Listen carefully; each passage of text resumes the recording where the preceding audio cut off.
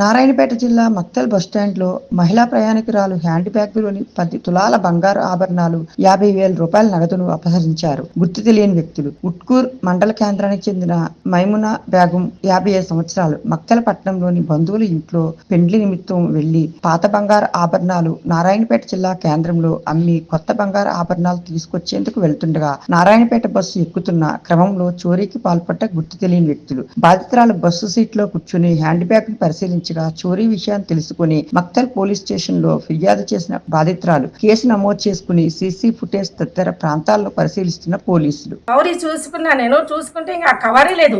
Hand పర్సుల నుంచి కవరే ఎత్తుకునింది. 10 తులాల బంగారు, 50,000 రూపాయలు. దాంట్లో లేదు, కవరే లేదు. దాని హ్యాండ్ పర్సుల నుంచి కవరే తీసుకుని వెళ్ళింది. పోలీసు వాళ్ళకి కంప్లైంట్ చేసినాము.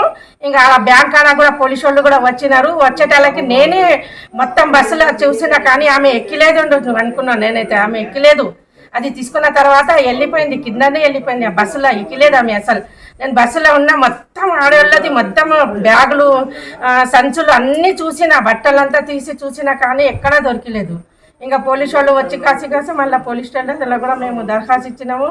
అక్కడ కెమెరాలో కూడా చూపించలేదు అసలు. మన బస్సు వచ్చేటప్పుడే అది కరెంట్ లేదంటే మన బస్సు వచ్చింది, మేము సీట్ వేసింది ఏం కనబడలేదు. మా పాప సీట్ వేసింది అవతల బస్ స్టాండ్ భాగం నుంచి వచ్చి కాసే సీట్ వేసింది కానీ ఆ పాప వేసిన సీటుది బస్సునే అసలు కనబడలేదు.